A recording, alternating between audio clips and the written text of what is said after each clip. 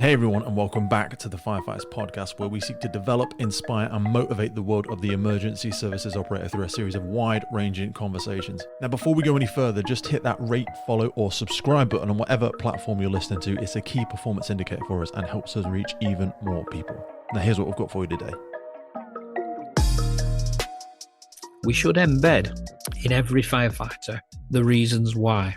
Why do firefighters need to understand legislation? One of the worst things done in the fire service at the minute, and it has gone on like this for a while, is the quality of analytical risk assessment. We need to teach them to understand why it needs to be updated. Which piece of legislation requires that? Because when people understand the why of it is what matters. It isn't the doctrine, it isn't the guidance as such that's written down.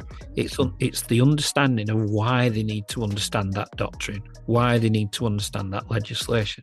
You can have all the information in the world, but the key point to it is whether you understand that information. Information in first stage of situational awareness, but the understanding of it is the critical phase. Do you understand the information that you're getting?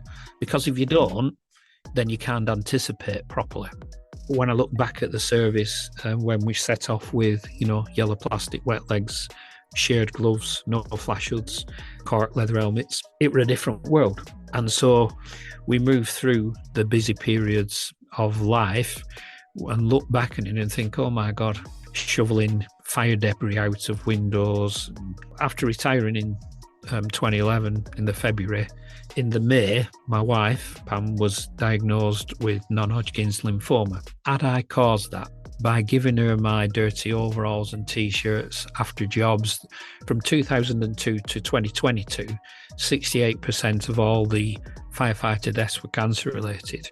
They did a survey within San Francisco's fire department. There's an increasing number of them being diagnosed with breast cancer. 16% of the department's firefighters are women, and of that number, 15% between 40 and 50 years old have been diagnosed with breast cancer. Now, that's 6 times the US national average.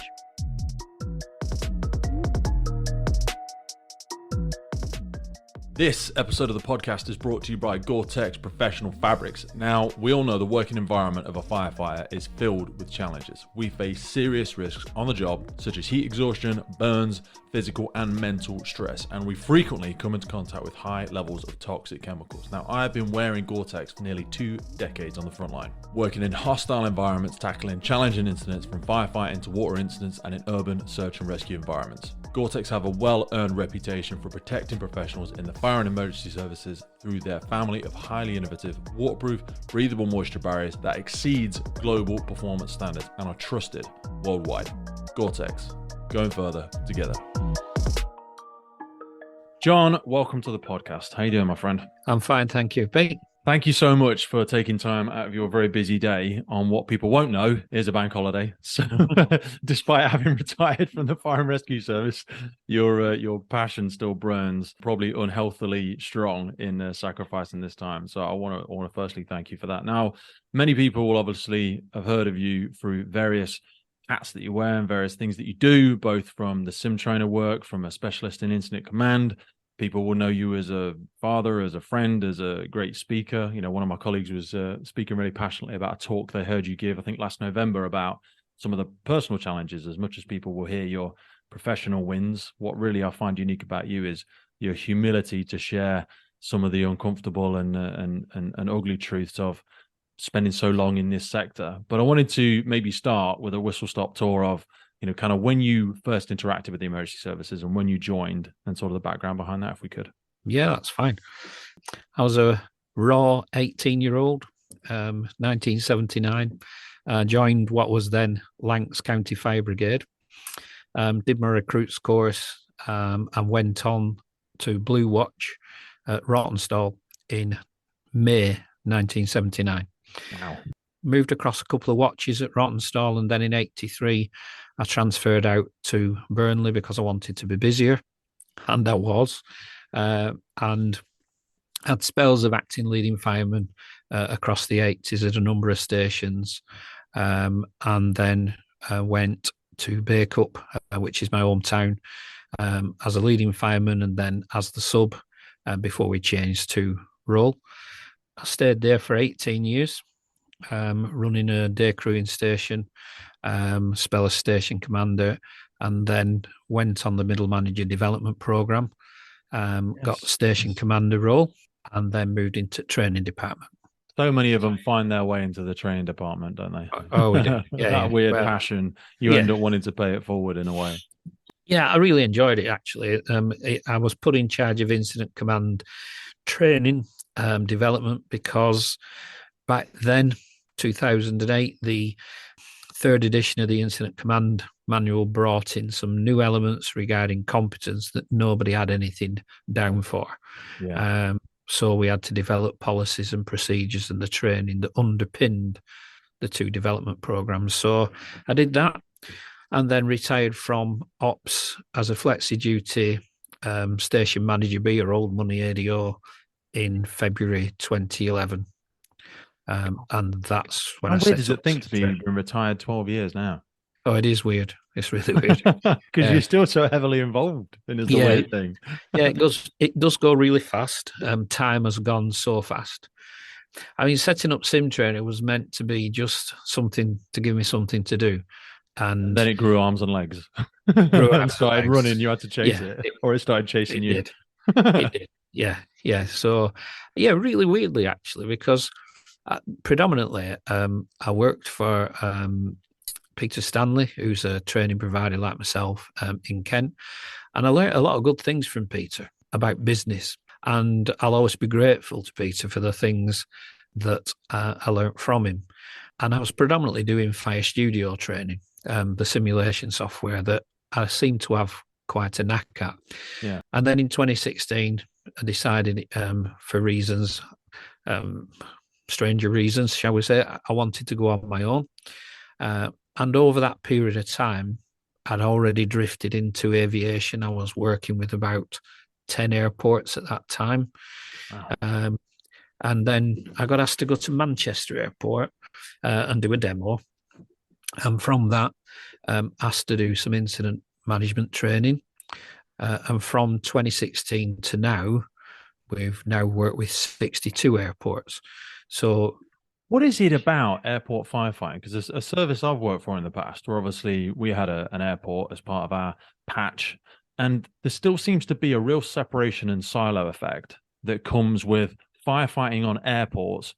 And it's not because bad people or lack of desire to engage with, but there seems to be a very weak muscle of understanding from my limited perspective from the public fire and rescue service versus the private sector, risks and understandings and that whole airside concept of what actually happens in aviation.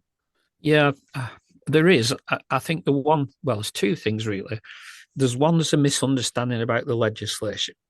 So a lot of local authority officers believe that they're going onto an airport and they are it, if you will. They've got the legal authority, which kind of completely ignores the powers that aerodrome firefighters actually have laid down in legislation. Okay. So within the air navigation order, there's a regulation in there that very, very clearly states what legal powers aviation firefighters have, and they're quite powerful. So the approach really going forward needs to be one more about working together and not making this assumption of command. Okay. And the second one is that the airport firefighters, aviation firefighters, work under tremendous commercial pressure. Yeah. Where if That's the you thing. We're a were, little bit caveat, aren't we, in this fact that oh, sometimes we get pressure from the police about opening up yeah, highways because it's the yeah, old £1 million an hour analogy. yeah, But with the greatest of respect, and I always kind of laugh about it when I'm in the front seat, is we'll park wherever we like and it will take as long as it takes. And I don't mean to say that in an egotistical manner, but it yeah, can very much come across that way. And like you say, when you do step airside, the legislative aspect of that differs tremendously. yeah. It's huge, and it takes. They're very skilled. They're fantastic people across aviation. The 62 airports I've worked with, I can count on one hand, and I mean this as individuals, in interacting with hundreds and hundreds of aviation firefighters. I've only met 3 who caused me any angst, if you will. They didn't want to be there. So aviation crews have an appetite to learn. They're very professional. They're Mm. polished. They're multi-skilled. They're not just qualified on aircraft. They do lots of other skill sets. There are people with swiftwater rescue training, eyeline rope access training, confined space training, certificated. You know, they have a lot of skills that some of the local authority colleagues don't Oh, appreciate they've got. definitely. Because And, because of the you know, professional organization aspect of it, the funding that they get sometimes is very much more, and it's maybe what you alluded to in the lessons that you learned from Peter Stanley, is that you get a better understand of the business risk and the requirements of your first responders within your company, and they often get a tremendous more professional but also personal development opportunities sometimes because they're a smaller population, and I think sometimes they're held at a greater value, and they're also paid a lot more sometimes, a lot of they, times. they are, but I think that's a bit of a misnomer, to be honest, because um, the first thing that usually gets cut in the aviation world is the training budgets. Oh, right. And the aviation industry is not as awash with money as perhaps some people think. So they do a tremendous job in terms of what they have to cover, because obviously they're regulated by the CAA, the Civil Aviation Authority, and they're very closely scrutinised in terms of the competence and compliance. So they've got a lot of hoops to jump through. Mm. But and they do a great job. And, there are a lot of smaller airports who have got significant risk. Mm. I always think when I'm working at London City Airport, what a challenging little place that is. You've got a really water on three sides of the runway, Yeah. a steep in, a steep out. It's quite interesting.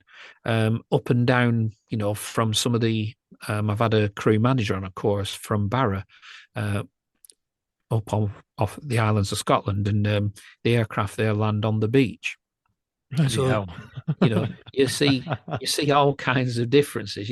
Out in Gibraltar with Adrian and Nikki and the team.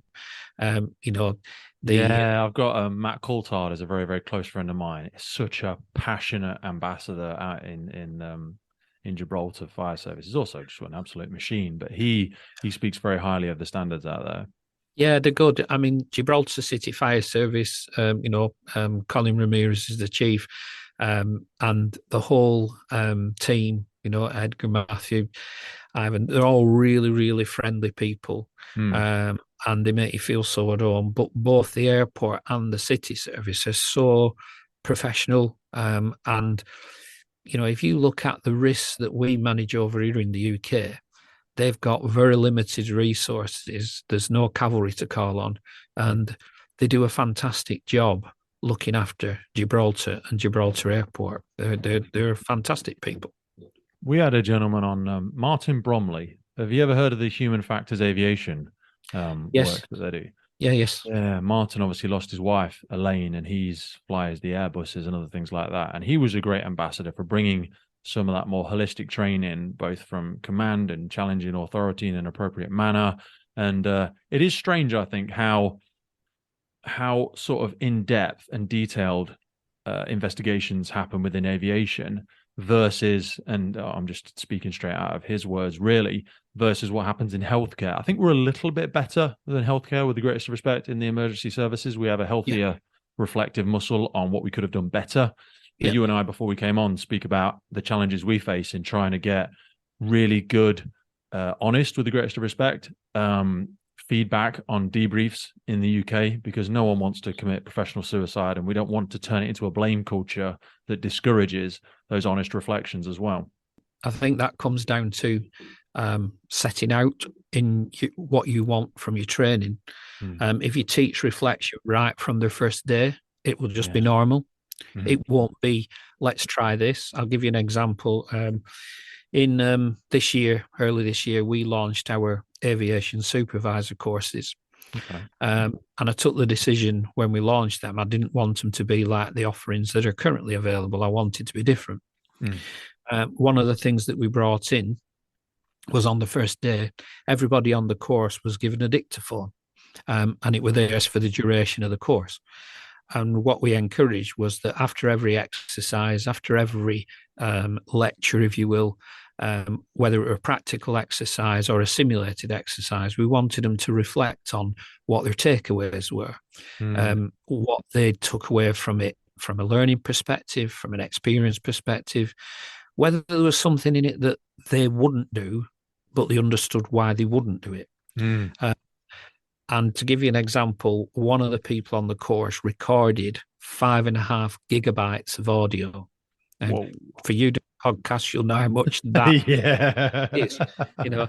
So, and part of the end of course feedback, I said, "How did you find the dictaphones?" And all the people on the course said, "Really good, so powerful, so much takeaway." We've just sent them off. Each one of them now, after the course, has got their audio file back. Just to give people an understanding, sorry. So I recorded yesterday and we went for 2 hours and that was only 190 megabytes. Right. So you're talking many hours of speech there. Such a powerful tool though, and a really low investment, high return piece of equipment that I think, like, I look at body-worn cameras and we're trying to launch them in the service that I work for, and there's great reticence and reluctance about them. But I think they're such a powerful tool. Absolutely. For personal reflection. And if you could just plug them in at the end of every day, download your stuff.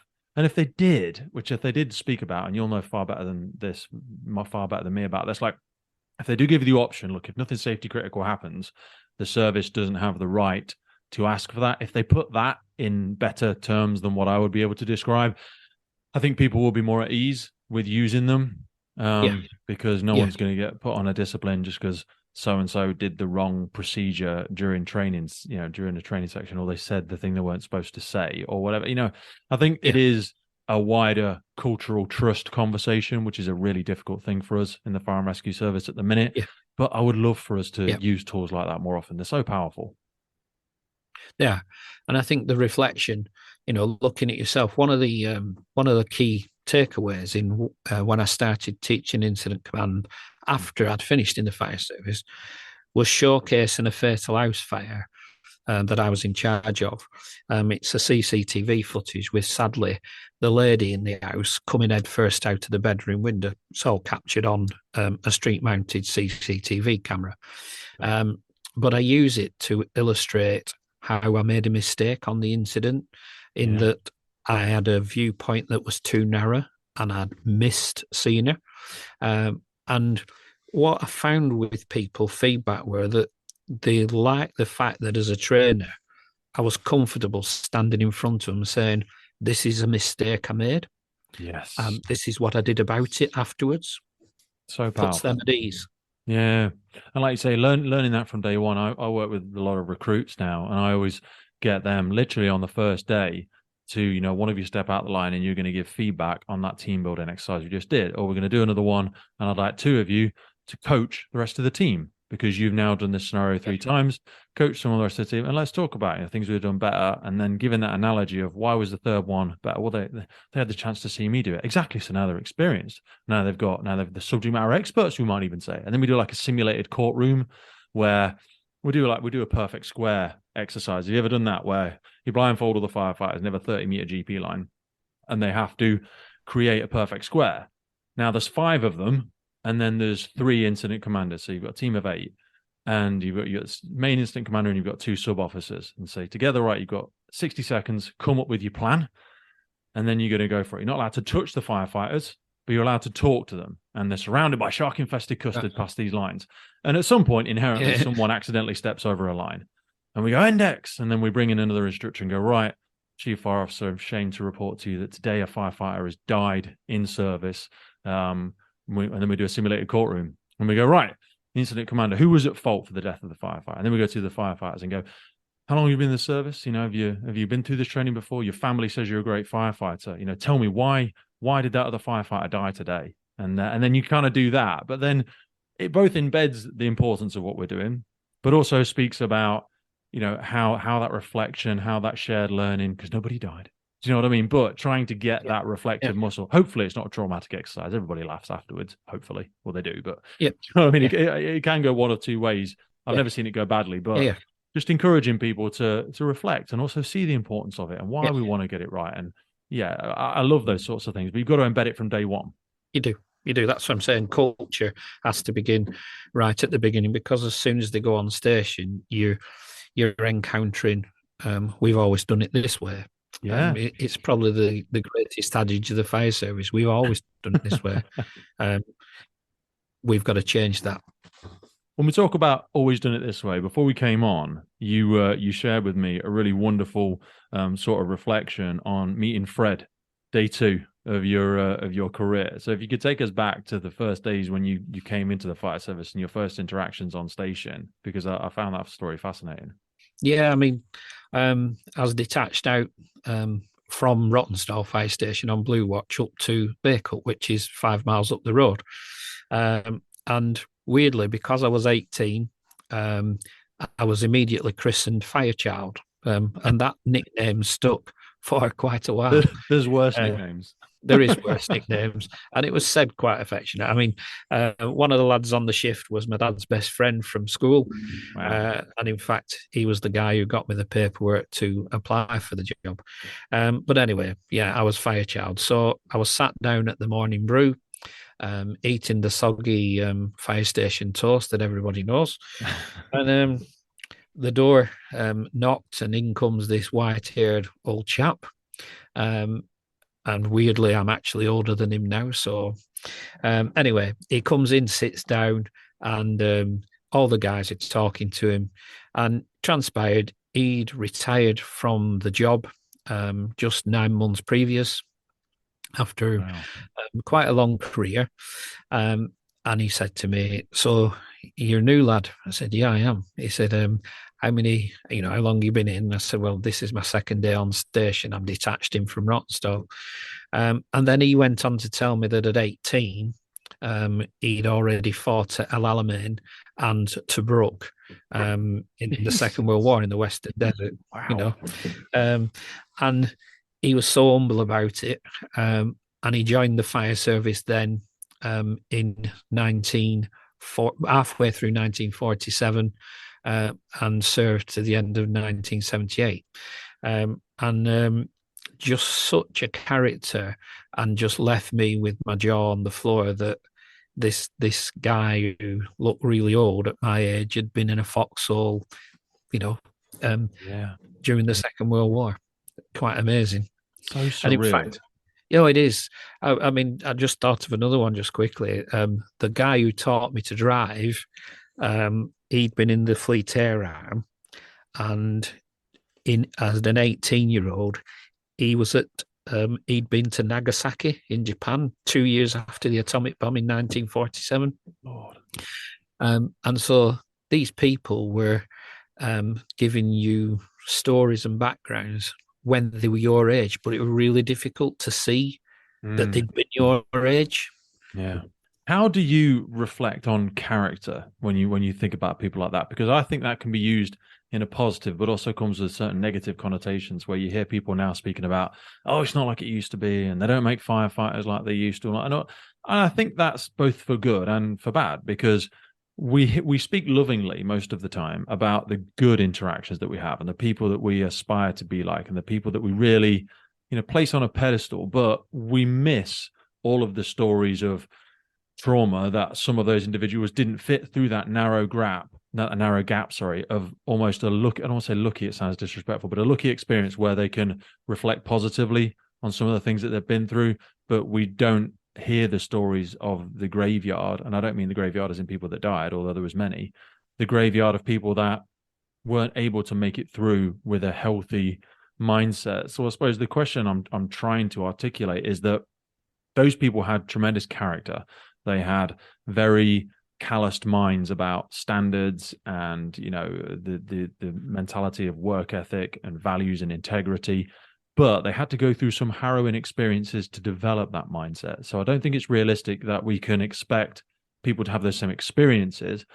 But how, as you now continue to operate in the services and probably still meet people in their first few years of their career going into incident command, how can we simulate an environment like that? How can we try to create similar values and characters with a whole different landscape, I suppose, now.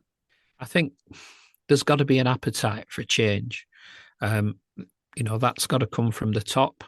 There are people who've got agendas, their own agendas. What we've got to do in training is be honest with people from day one.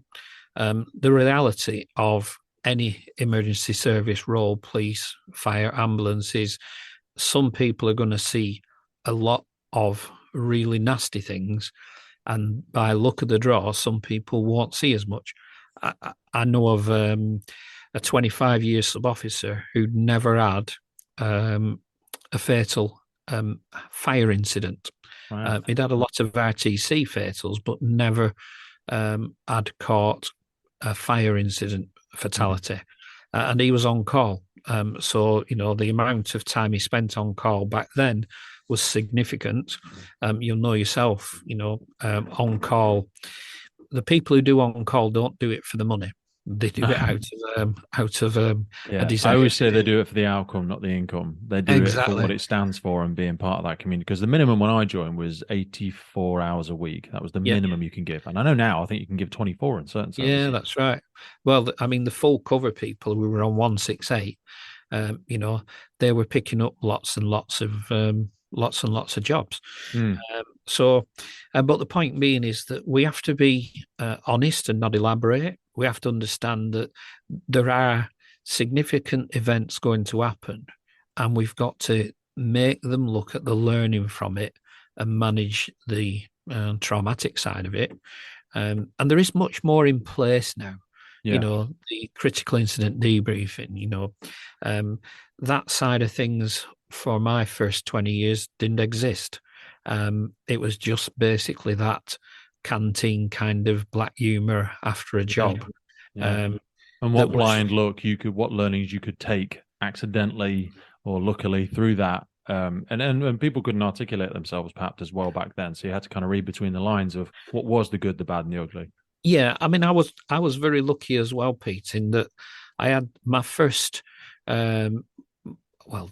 my first two sub-officers and my first rider station officer were both, all three of them were very good at, if you wanted to learn, they went out of their way to help you learn. They took you into properties, into scenes, and explained what they'd done, why they'd done it, what they'd thought of, what they'd considered. And I think that's our job now. You'll know yourself that the frequency of incidents everywhere across the country has dropped. Call management processes, the way things are being done, the amount of turnouts that people are getting has dropped. So the consequence then is that simulated events become important. But the most powerful of those is when it's based on a real event. So if we use, for example, a tragedy like has happened earlier this year in Edinburgh at Jenner's, or the Balmoral Bar, or any of those where we've lost firefighters, Paul's Airworld in Manchester, if we can exercise against that and then look at what went wrong and the reasons why, we should embed in every firefighter the reasons why. Why do firefighters need to understand legislation? As an example, one of the worst things done in the fire service at the minute, and it has gone on like this for a while, is the quality of analytical risk assessment. Now, without getting technical, we need to teach them to understand why it needs to be updated. Which piece of legislation requires that? Because when people understand the why, whatever it is that you're teaching, whether it's you teaching USAR, Swiftwater Rescue, the why of it is what matters. It isn't the doctrine. It isn't the guidance as such that's written down.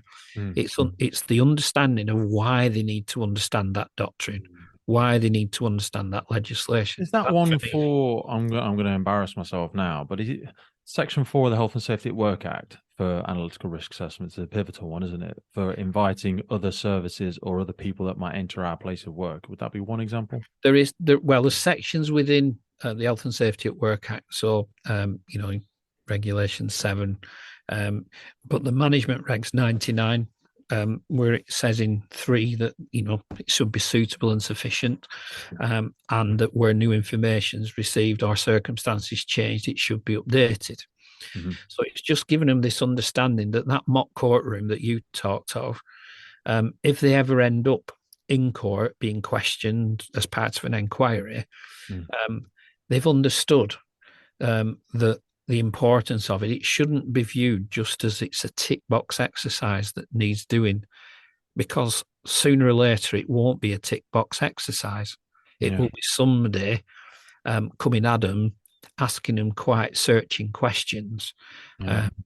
When we're teaching, when I say, all my tutors, I'm blessed with a really good associate tutor team. Every one of them are all 30-year.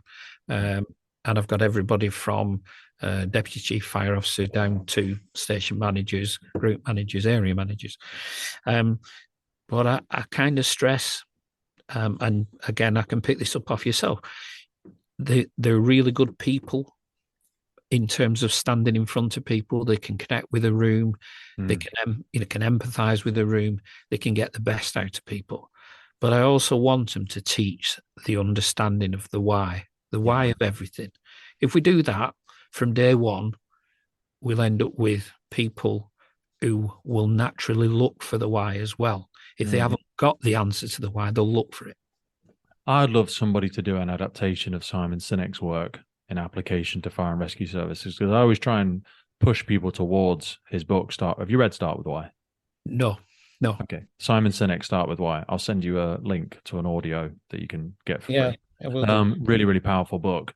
And he talks about the why, the what, and the how. You know what I mean? How we do the thing that we do, i.e. breathing apparatus, whatever it is. The what we're trying to do, so fire and rescue services, protect people, environment, public, ourselves, savable life, blah, blah, blah. But the why. You know what I mean? The why are we doing it? What are we being held to? What does good look like? And why is it important? Is it just because, our moral compass points us in that direction? Probably not. That's bollocks, because everyone's moral compass is a little bit different. And we need to get a truer understanding, as you articulate better than myself, that why behind we're doing the thing that we do. Because like you say, if you can understand the why, there's multiple applications in the what and the how, depending on the complexities of an incident and the developing risks, or, whether that be environmental, cultural, economical, or just physical. But understanding what it has to start there, I think, with so many things, and where it struggles with embedding training, because we just go straight to the what. You know what I mean? And then people go, just because I said so. Because maybe that instructor, and I include myself in that, doesn't perfectly articulate, as I've just demonstrated. I don't always get the why correct. And if I don't understand the why, there's more potential for the what and the how to be lost. Yeah, I can give you an easier example. Embedded in the fire service on most incident command courses now, you'll hear people say, I'm going to do a 360. And so a simple question to that is, you're going to do a 360. Explain the why then. What is the why of the 360? What are you looking at? How are you on the assessment sheet? That's why I do it, John. It's on the sheet. Yeah, it's ticking I've a got box. to do it. It says I've got to do it. Yeah. Now, one of the things that I've taught for a number of years now is that there's 3 main impacts on a 360. When you're looking at let's imagine a tourist property, and you're stood at the front door looking at this front bedroom, first floor bedroom with smoke coming out the window. Okay. To your viewpoint, that is the here element of the incident. That is the here impact. That's what you can see stood at the front door. The there element is round the back, what you can't see. So you're sending your crew manager or a firefighter round with the radio to look at what the back of the property looks like. Is there anybody hanging out of a window? Is there any access that's easier than the front? And then the beyond element of it is the potential for, say, lateral spread into the roof space through the tourist row, common roof voids. Yeah. The point is that when you're talking about a 360 and you start to break it down into the here, there, and beyond element, whatever the incident is, it makes people think about what they can see, what they can't see, and then anticipate the effect of those in terms of where the incident could go to. So teaching the why and breaking the why down then leads you into, well, how am I going to manage entry at the front, entry at the back? How am I going to protect the roof space? What have I got to do that? Yeah. And then linking it to your situational awareness. Where's the incident going to be in 20 minutes? If I've got the how right and I've got the resourcing right, where's the incident going to be? Do I need to forecast something else into the equation? Because if it's running through the common roof void and I haven't asked for an aerial, or I've asked for an aerial and it's not going to be here in 20 minutes, I need something else in place. So that for me is the why.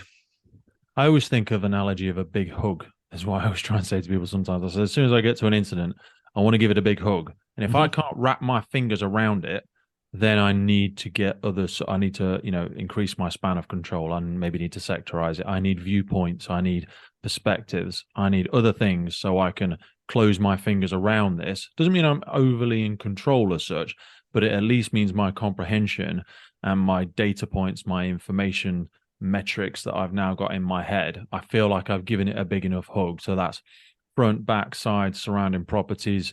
Just get some eyes on the voids, whether that be thermal imaging cameras, drones, whatever it might be. Then I've given it a big hug and I've got trusted. If I can't hug it, then I need somebody at the back, holding my hands, and we can have a single point of conversation where collectively we've got our arms around it. Do you know what I mean? We're starting to feel like we're in control, because there comes a point, and this all comes back to confidence, I think, as well. Like, past a certain point, more information isn't going to help.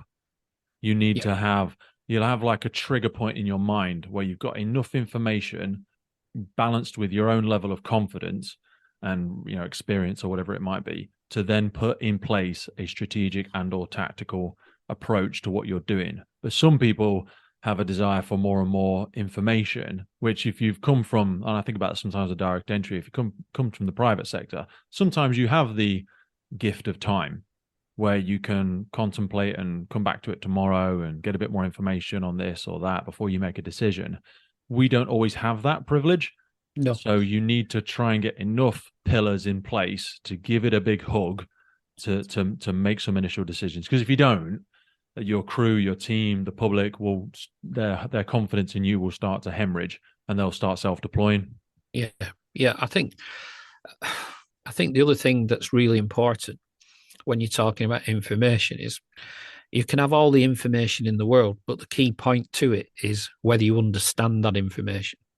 There are many instances where, and you'll know off MDTs, that you get an ASMAT incident and people will print off a safety data sheet. Yeah. And yet they actually can't understand what it is they're actually reading on there, the physical properties, the key elements of information. So information in first stage of situational awareness, but the understanding of it is the critical phase. Do you understand the information that you're getting? Because if you don't, then you can't anticipate properly. The next stage of situational awareness, anticipation, you're not going to anticipate well. So having the focusing that's why I'm going back to why. Understanding information is the why. You can give them the information, but we need to train people to understand the information they're being given, and then that will naturally develop anticipatory skills. I also think that comes into learning how to ask better questions as well, which I don't know if that's something I've never personally seen it specifically taught or coached.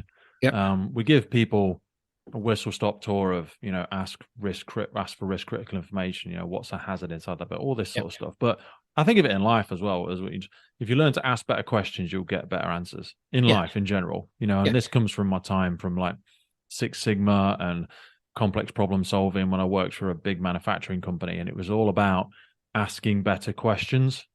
Because if you can, when you've really specifically identified the problem, and a problem is a deviation from the standard, and if you can really articulate the problem, then you can form some very specific questions to the subject matter experts, in that analogy, the people on the production line, asking better questions of the problem. Because otherwise we get to incidents and ask very big, wide, brushstroke, vague questions. And then we do get given information, whether that be from a mobile data terminal, from the subject matter expert, from the homeowner, We don't know what to do with it because it Yep. is just they've just told us lots of stuff. Yep. Do you know what I Yep. mean? Yep. They go, have you questioned the homeowner? Yeah, I've questioned them. And what did they say? Oh, they said A, B, C, X, Y, Z. They spoke about the brother-in-law and their nan. And what am I supposed to do with that? You've not asked very good questions. No, but I've questioned them. Yeah. It's asking the right question at the right time. That's the important point. Yeah. You've got to ask the right question at the right time. And then, like I say, we have to make sure people understand whatever snippets you're giving them in training on an incident, it's the check. Do they understand what it is? What that info, if, I go back to what I started off with in aviation, the air navigation order. Regulation 217 of the air navigation order gives specific powers to aerodrome firefighters. Well, if I tell a local authority fire officer that, he has to understand what that means.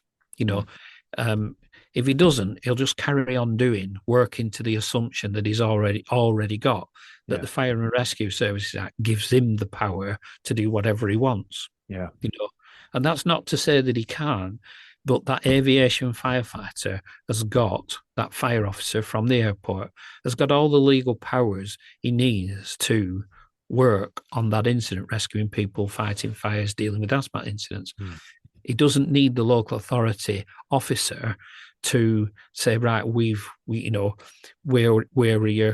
taking charge straight away. It should be through agreement, the Jessup shared principles. Situational awareness. Yeah, it's the JDM, the powers, policies, procedures of the joint decision model under Jessup, that the local authority understand aviation have got a set of powers for dealing with aviation incidents. It's just back to the why. Do they understand that? Why is aviation so different? Because we've got a little bit better with railways, haven't we? We've got better at speaking with them, working more closely, understanding the complexities and the risks and the outcomes of certain decisions. When it comes to rail, I feel like we're a lot better there. Why is aviation such a black box for us? I think you on rail, that depends where you are in the country. That's my experience anyway. I mean, I do teach rail, but aviation's there's a variety. You've got a small airfield like the Imperial War Museum at Duxford, and yet they've had something like the SAFO down there has had something like 26, 27 significant incidents. Wow. Now, that might not seem a lot, but when we're talking about that's aircraft crashes, generally general aviation stuff, it's the variety. As I said, the commercial pressures, a station manager at Heathrow, at Manchester, Stansted, any of the bigger airports are under tremendous pressure commercially. But that same commercial pressure will also be the same on smaller airports. The scale, the activities, if you will, the complexities at Heathrow, for example, you've got the cargo, you've got huge passenger terminals, you've got a huge amount of movements. Have you ever met Steve Bartlett? Yes, I know Steve really well. Yeah, Steve's been on the podcast. It was episode 158. Yeah. And he gave some wonderful insights to it. Yeah. And I found that a really eye-opening conversation. Yeah. No, Steve. So Steve's at Gatwick. His brother Dave is at Heathrow. It's such a weird family, isn't it? In a great way, because they've got 3 generations of on-call in their family as well, I think. They have, yeah. They're all at the same station, and their dad was, and but yeah, great guys.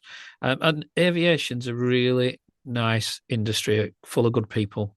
But I think the local authorities, a lot of people aren't exposed to it. They might spend their career never attending at an airport or even an airfield. And it's one of the issues, actually, that concerns me, because the firefighter cancer risk that everybody's kind of becoming aware of now through the FBU project, the bit that's missing from it is the particulate risk that airports present. So, we end up with local authority crews going onto an airfield, standing by on an incident, potentially not even firefighting, and yet there's a set of risks there that they're not aware of. Yeah. I put that into context for you, Pete. I spent 32 years fully operational. I was never not operational in all my career. So even when I was in charge of the training side of things, the ICS training, I was still a flexi and tipping out on my pager. Mhm. And after I retired, I was doing some work at Edinburgh Airport with a good friend up there, Kenny Pierce. And Kenny took me around a 777 cargo aircraft. And it were like going back to the first day at school. There was Yeah. that much learning, and that was just one aircraft. So yeah, it's complex, and the rail's complex. I think some services are really good with the rail, and some aren't. Mhm. And you could extend that out. There's services that have a lot of dealings with the marine environment. Yeah. Others don't. The wildfire environment, classic one there. Where I am, we have some seriously large moorland incidents. And within the same service, there's people who come over to them and they're gobsmacked at the size of them. So, Yeah. yeah. Like I said, just the Aviation, ability to access some of these complex transport vehicles and stuff like that, even if that were just a simple one that came down in someone's patch, yeah. some people just don't know how to get into them and the hazards that are involved in them. No, They think they'll just smash windows and yeah, bastardize RTC approaches, which simply yeah. will not work. No, no. Even the infrastructure itself presents challenges that most people, aren't usually aware of, shall we say? Mm, When you start chatting about, the traction systems, people are not usually aware of the infrastructure, simple signage, yeah. understanding how how things work. I think That's that should be an extension of, you see some of the apps that are out there. yeah, I think of one, Euro Rescue is one, yeah, and there's another great provider out there. I can't remember the name of the other company, but I think that is probably a missed, again, thing from working within their own silo of trying to answer a question of vehicle safety, but their definition of vehicle at this moment in time, to my understanding, is probably only extended as far as road vehicles. But I yeah. think it would be a great build for them if they found subject matter experts to work with. And I don't know if it's an appetite for someone like yourself or another company, but it's like that would be very, very crucially important because places like London Fire Brigade obviously work with trains all the time, Yep. And different services around the UK and certainly around the world will have varied levels of exposure, like you've just said there, to aviation, to water, to rail. Yep. Yeah. I mean, I drifted into aviation. And I'm very pleased at the position we have because we're well respected. But whether it's rail, whether it's aviation or whatever, it's the local authority guys having the appetite and the attitude of wanting to learn, that they don't actually know all the answers for that kind of incident. There's similarities, hazmat and fire, but there are some peculiarities as well. We're just in build with a new like an RTC course, but it's designed to address the airside vehicles. Yeah. I was an RTCI for 20 years, but it's not. We're not teaching people how to do, an oyster or Yeah. move the dashboard. These are different vehicles, very complex vehicles that operate airside, and we're working with the motor transport. The plan is to work with one of the mechanics from the motor transport department at one of the airports, so that we've actually got an expert giving us the insight into how this needs to be managed, because they have very different incidents. I think that'd be a wonderful thing to see come through SimTrainer eventually, because I know people have had varied experiences with the likeness, reality, and lessons they can embed from simulated training. But certainly something like aviation is something where it's just not realistic to expect people to be able to practically train on these vehicles. Even companies like IRRTC, I've done a bit of work with them in the past, and they're trying to Yeah, move more into heavy rescue vehicles and trench Yeah, rescue and rail rescue, and yeah, Mike and the team over there, Neil and yeah. They're stuff, doing are great really work. doing some fantastic work. But it is still a very expensive, difficult thing to Yeah. try and simulate. So I think that is going to be the best and most effective way to have experts from the fire and rescue service, such as yourself, to go and create that material really comprehensive, really, really detailed as best you can with the resources that you have to be able to give people those insights. Because at the minute, there's nothing. No, and I think, I mean, one of the things that I would like to feel could grow is, as you just said there, there's companies out there like IRRTC who are doing great work, and sometimes you all see each other as competition, but ultimately at the end of the day, we're all trying to create good learning for people who are now turning out. We're no longer turning out, we're not exposed to the risk the same. But if we can teach people, the guys on courses that do our courses go away going, I always take something away. That should be the outcome of training, that they always take something away. So it's not us as fire officers. This is about mechanics, people who work on these things, working with us and addressing the specific needs of that sector. There is a lot of really good work being done.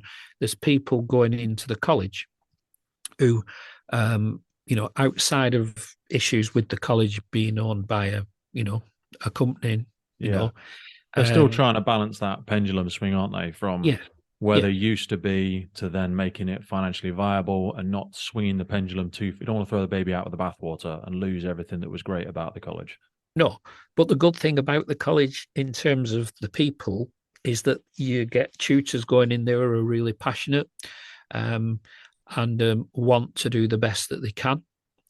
I'm at the college next week after Duxford, supporting the Women in the Fire Service conference event. I'm going to be there. We'll see each other for the first time properly. All right. Okay. Yeah. There you go. Yeah. I'm doing on the cancer, and my tutor Robbie's doing on wildfire. We did wildfire last year, so Rob's redoing that one. But the point I'm trying to make is it's just about sharing thoughts, information, ideas, and supporting organisations that are trying to make a difference. And that is the mantra that I set off with, to make a difference.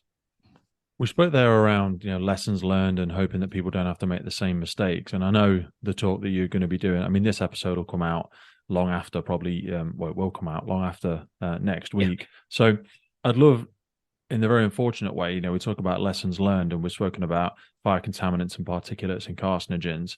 You were because whilst it's been given so much, not hype, but like awareness over the last few years with the declaration from the World Health Organization, you had your very own unfortunate introduction and education into some of the horrific diseases that are commonly associated with the fire and rescue service. And if you're comfortable to, I'd love to share some of that story if we could.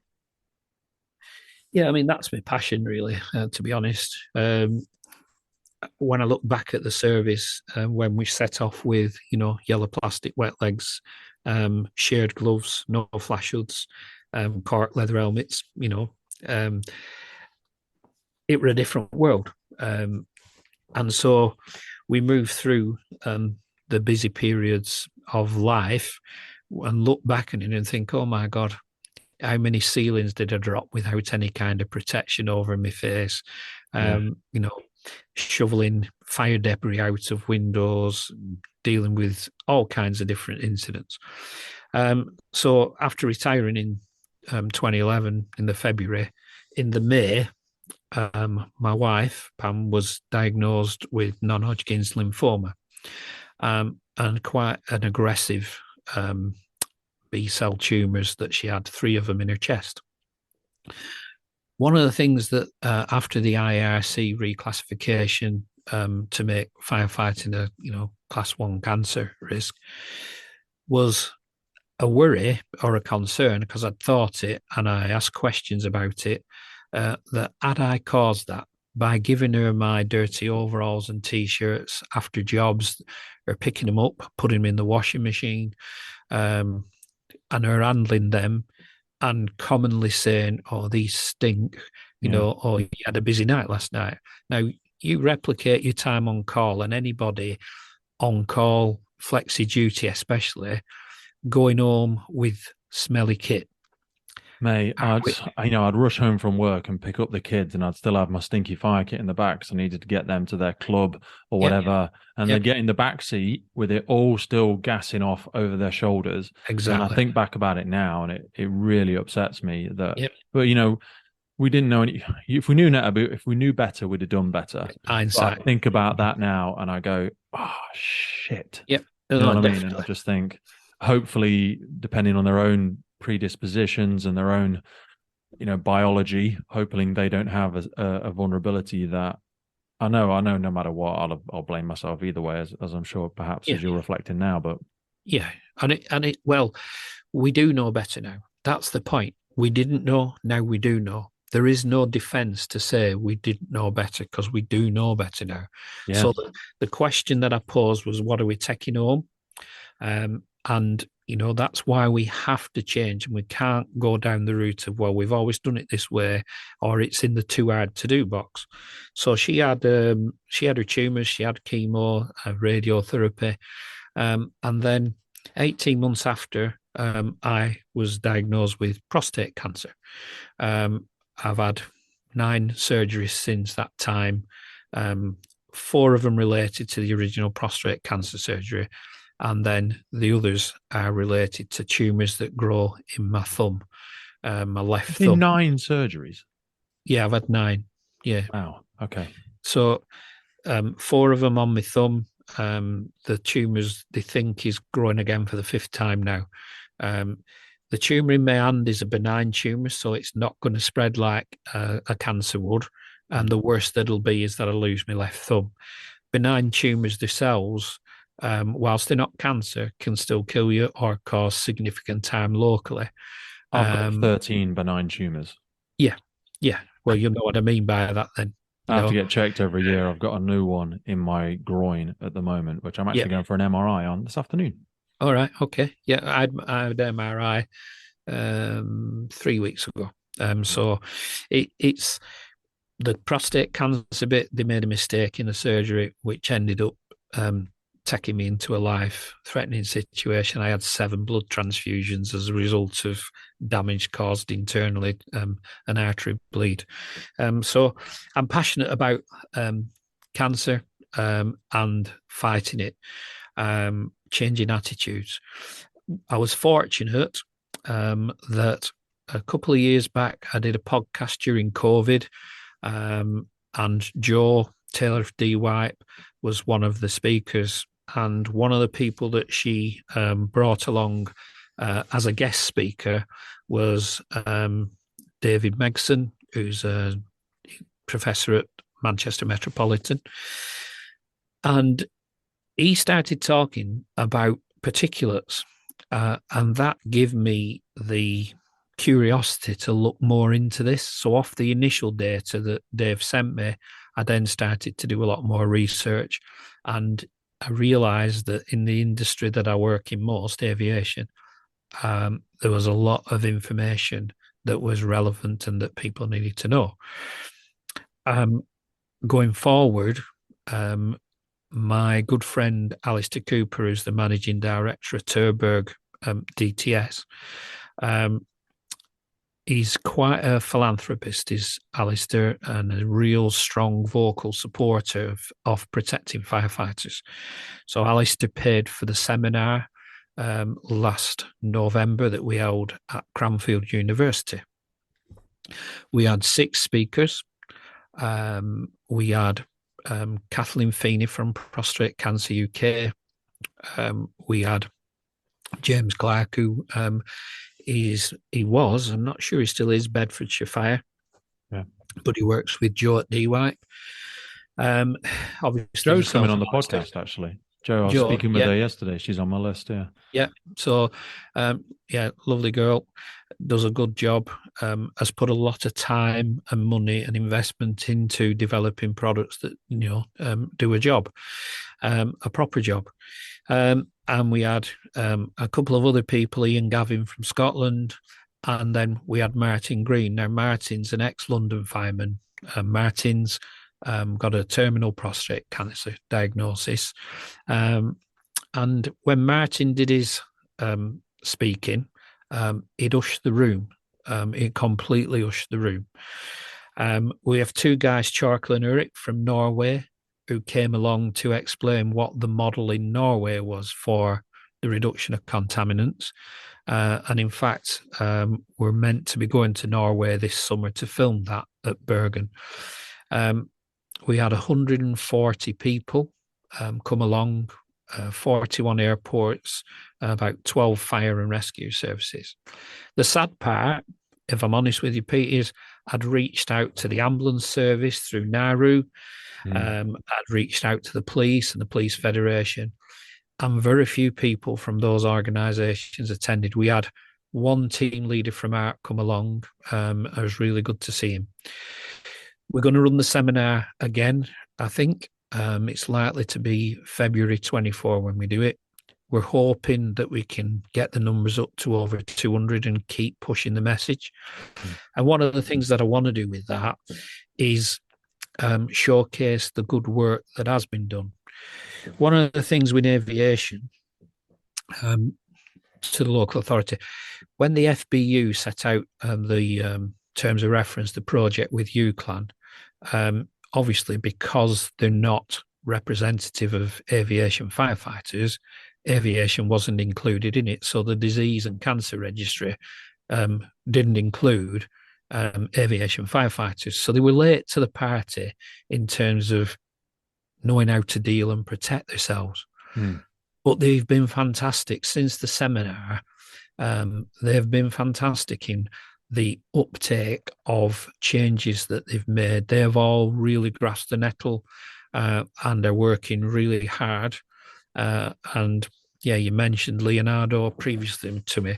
Leonardo Helicopters in Yeovil, the team there led by Neil Smith. They're doing really good work right across, trying to spread the message across the site, as many others are. But the consequence is that we're now uncovering more. Every day, there is more and more data coming out from across the world. But sadly, and I learned this last week, we still have some senior officers going on to stations saying it's a load of rubbish. I don't believe it. It's not true.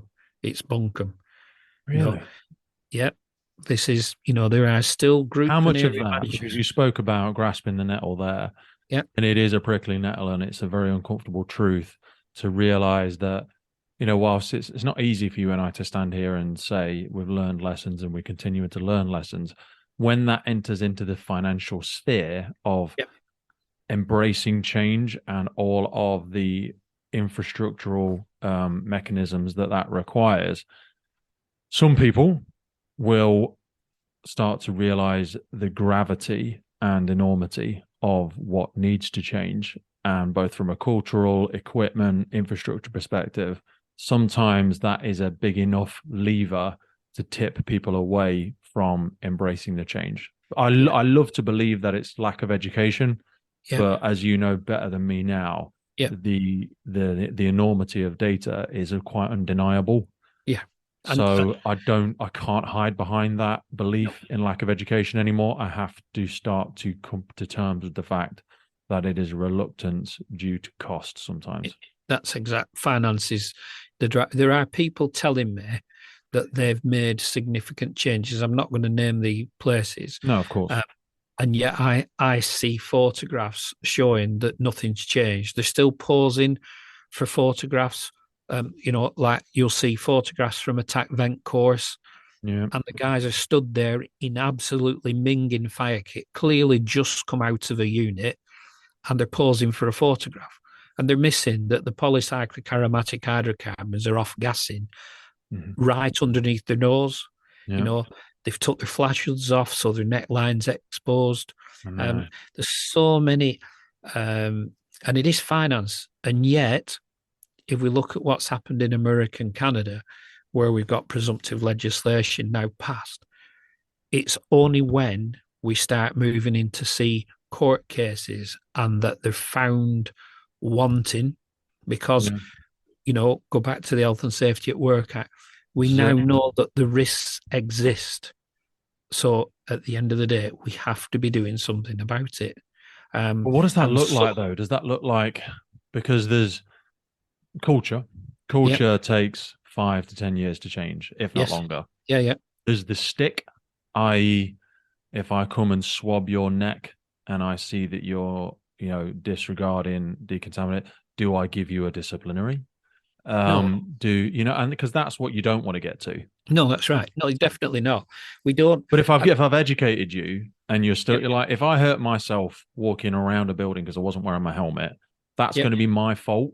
yep. And whilst the service will probably still have to pay something, an element of it will come down to my lack of professional conduct and No, that's ability true. to utilize the PPE that I have been provided with, that I have been trained with, Yep. and procedures exist that I should be wearing it. Yeah, So yeah. You've there's always, there's accountability from both sides here. yeah, you've always got, ultimately one of the case studies we talk on is contributory negligence. Where PP has been provided, and it hasn't been worn, and if that person gets injured, then that person has contributed to the seriousness or the consequences of their injury by not wearing that PPE. So if we educate people, and they choose not to do it, that's their call. If they choose not to wipe themselves down, for example, when they come out of an incident, or they wash their hands before they eat, if we've educated them to the pathways that these products can get into their system, absorption, ingestion, etc., and they choose to not do that, the consequences of it are theirs. We have to start the education bit first, and we're doing that. The decon project that the FBU and UCLan have put out is very good. Yeah. But there's certainly, back to aviation, there's another set of parameters beyond fire, that are, we're having to educate people on, or hoping to educate people on, to understand these wider risks and implications. And the emerging stuff now is that, what's come out in the last few months is data relating to female firefighters, because the IARC declaration, part of the World Health Organization, is predominantly overly weighted to male firefighter data because of the, if you will, the lack of numbers. Yeah, it's a bigger data pool. So when Yes, you're looking from a non-emotional academic perspective, you need to utilize the biggest data pool possible to really add weight to your thing. But you're right. Unfortunately, that comes with the unconscious bias that you are predominantly just looking at the effects on males. Yeah. So there's a lot of new information now, coming out. So if you look at the statistics from America, where from 2002 to 2022, 68% of all the firefighter deaths were cancer related. The female data, which is now starting to come through, we're basically getting information now. I can give you an example here. That they did a survey within San Francisco's fire department. San Francisco has more female firefighters than any other city in the US. Oh. And there's an increasing number of them being diagnosed with breast cancer. So 16% of the department's firefighters are women. And of that number, 15% between 40 and 50 years old have been diagnosed with breast cancer. Now, that's 6 times the US national average. So the statistics that we know for male firefighters is now starting to come through and be reflected in female firefighters. And that's one of the things where I'm trying to sort of put the awareness out there.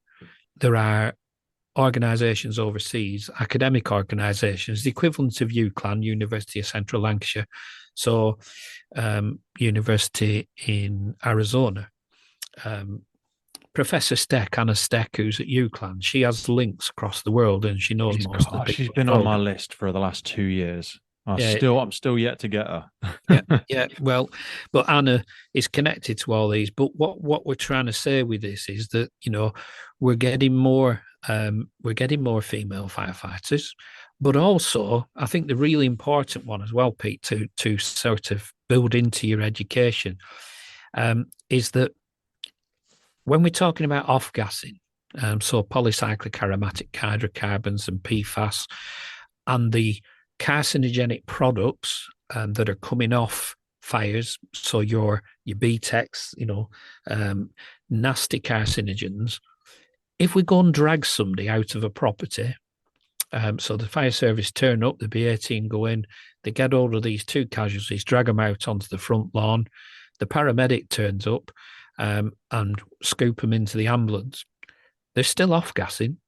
They're still breathing out if they are breathing. Even if they're not, their clothes, their skin is off-gassing.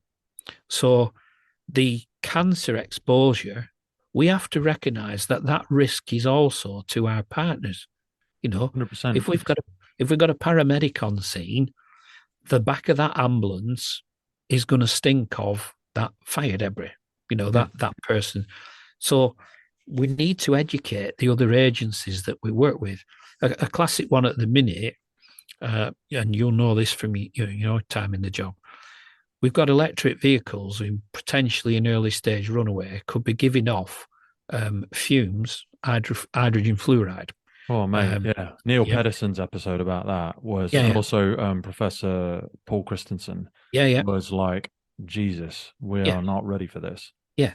So what have we got? So we've got a non-entrap shunt. You know, let's say it's a T-junction, and we've had a car pull out, and the fire service hasn't been called because nobody's actually trapped. It's a medical entrapment rather than a physical entrapment. Yeah. So we don't call the fire service. So the police are there, and the ambulance are there, and the EV cell starts to go into early runaway, giving off what looks like white smoke, potentially. We haven't got a fire service attendant because we don't need them for cutting out. And yet we've got a new risk that's emerging, you know, that we've not planned for in PDAs.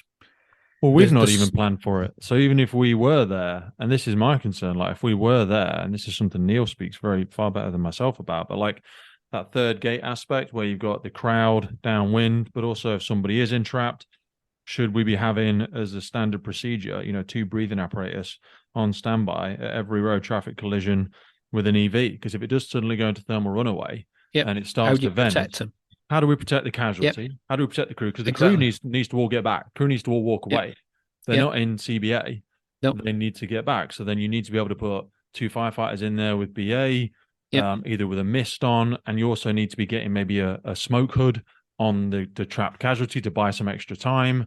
And what? But I would probably still do it wrong. I'd do my best version, given the fact I've had greater exposure and greater experience of far more educated people than myself, such as you and Neil and everybody like that. But that's unless people listen to the podcast, or they're lucky enough to meet you or Neil or Paul, or they're just not going to get it out there. And we're in the quagmire of trying to put the procedures together, and I just think it's going to take so long. It's the problem I feel is Jessup as a principle is really good, and we teach Jessup on all our courses. But the reality of Jessup has to be that the other responders have to listen to what we're trying to say.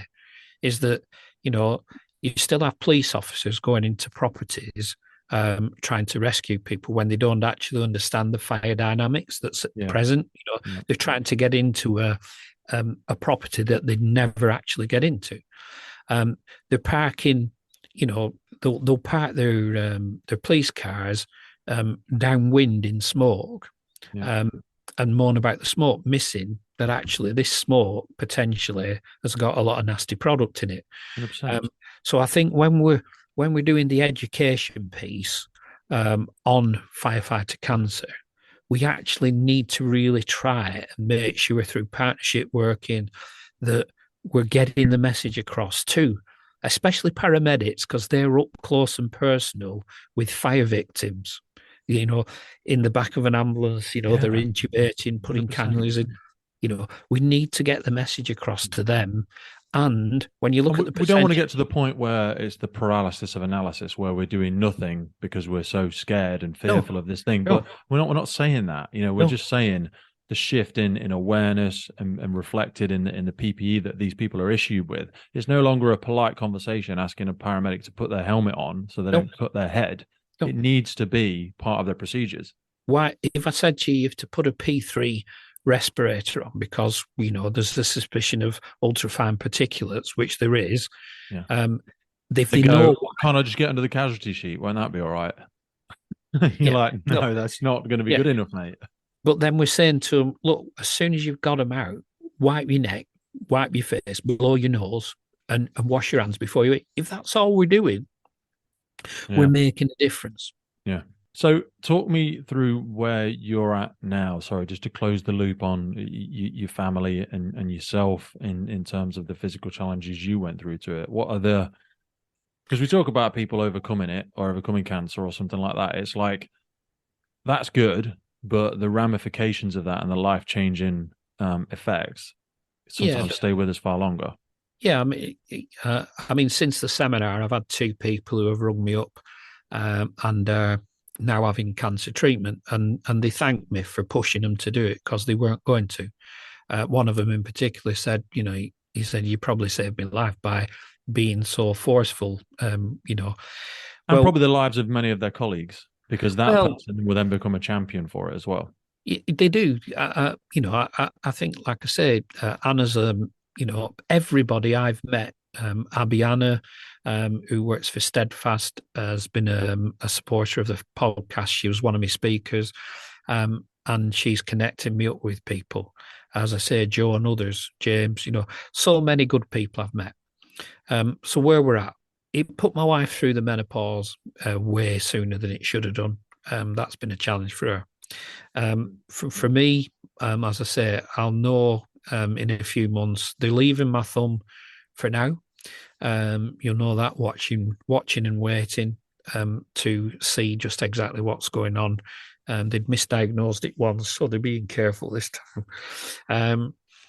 I think in terms of where I want to see things, it's being honest, it's being open. Is that I think the thing that fire services miss and is that I don't think there's much support for the family and understanding that when a firefighter gets a cancer diagnosis, his family are as well, or her family.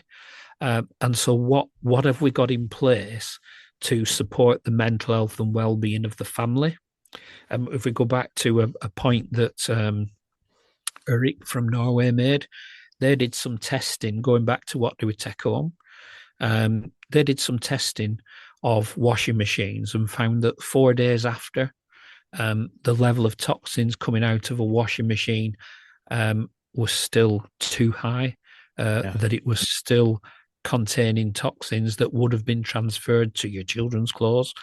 And your children are more susceptible to it as well. Their skin and their physical development and their infancy of their immune system is far more vulnerable to those things. Definitely.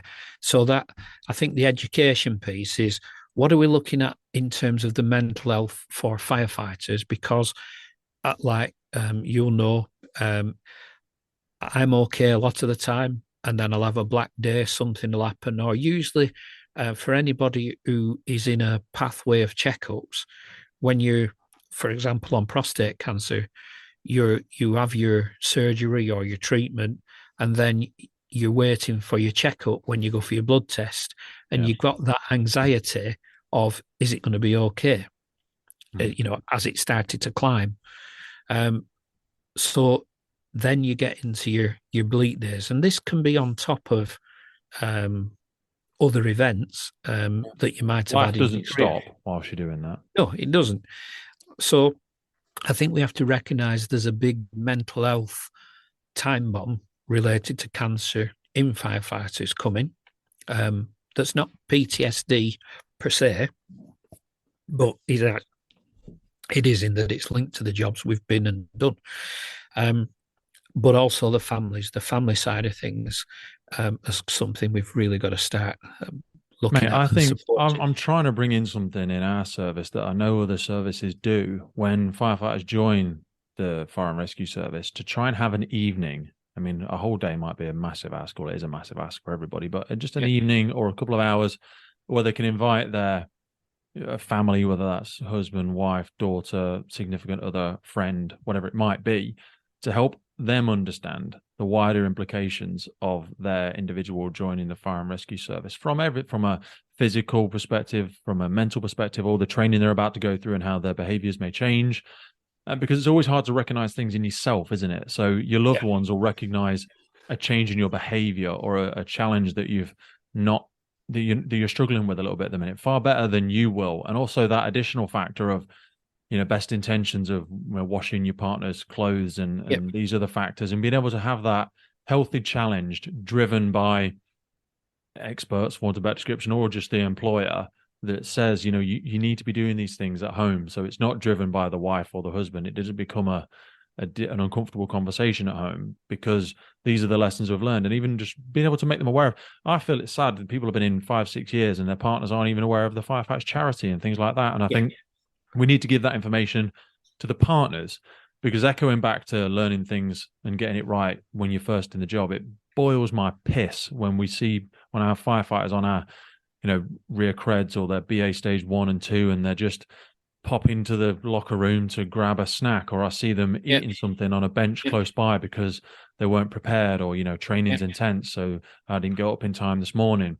yeah, And I've got non-negotiables on that, and I really will come down really, really hard, because I think you need to yeah. in those early days, because they'll embed that as a habit and a behavior, and they're not seeing it, they're not thinking, they're not because they're stupid or it's malice or anything. They just don't know, and they're not thinking. Oh, well, a lot of us don't know, and you'll There's see instructors doing it, yeah, which really is just there is an apathy.